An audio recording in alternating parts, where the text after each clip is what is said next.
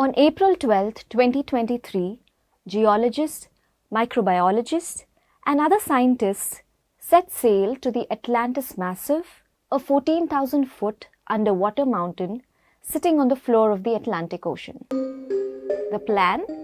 To dig into an already existing 4,640-foot hole drilled nearly 20 years ago to 6,750 feet.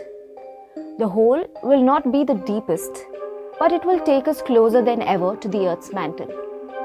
At such depths, temperatures are expected to cross 204 degrees Celsius.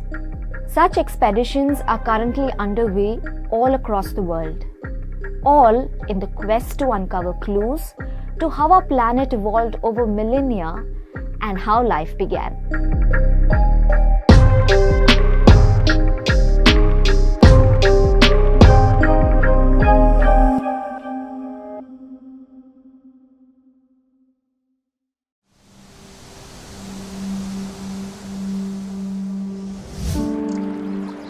In the early 1960s, a group of scientists flagged off Project Mohole. It aimed to drill a hole through the core to reach the boundary between the crust and mantle called Moho. Oceanic crusts are thinner than their continental counterparts, so the sea route was a natural choice. This expedition was crucial in demonstrating that drilling was technologically possible, but due to a lack of funding, the project was dissolved.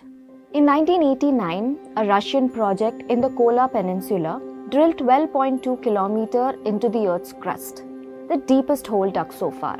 The rocks extracted from it at a depth of about 3 kilometers were almost identical to lunar soil. At 10 kilometer depth, the team found petrified remains of ancient living organisms. But can scientists physically reach beyond the mantle? Well, not yet. They currently rely on seismic waves, which are shock waves generated after an earthquake, to peer into the world below. These waves behave differently when they pass through different materials, and they are picked up by sensitive instruments called seismometers. Researchers also study volcanic rocks made up of magnetic materials which document the Earth's past magnetic field. This magnetic field acts as a protective bubble and keeps the harmful solar wind from stripping our ozone layer and the atmosphere.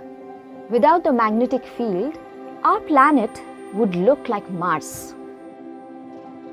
The core and the mantle also release heat. This internal heat powers the tectonic plates that comprise the Earth's crust and the uppermost part of the mantle. Plates move about 5 centimeters per year. Movements between these plates build the landscapes we see on the planet. They can also cause the land to rise, leading to the formation of mountains, which in turn can alter the motion of air. Volcanoes, which form at the boundaries of tectonic plates, regulate atmospheric greenhouse gas concentrations and surface temperatures by releasing carbon dioxide into the atmosphere and returning gas to the Earth's interior at subduction zones, where tectonic plates sink below the adjoining one. This cycle is also believed to have created the atmosphere, oceans, and continents, and also the conditions suitable for life.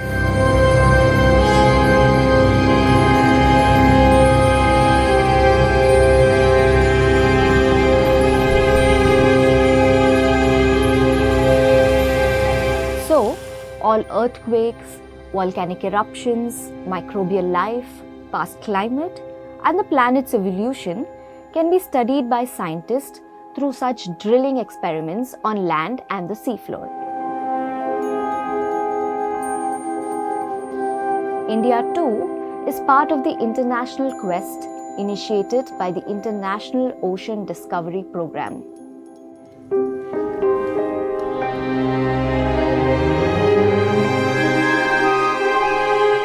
In 2015, an expedition led by an Indian researcher spent about 60 days drilling 2 holes in the Lakshmi Basin of the Arabian Sea.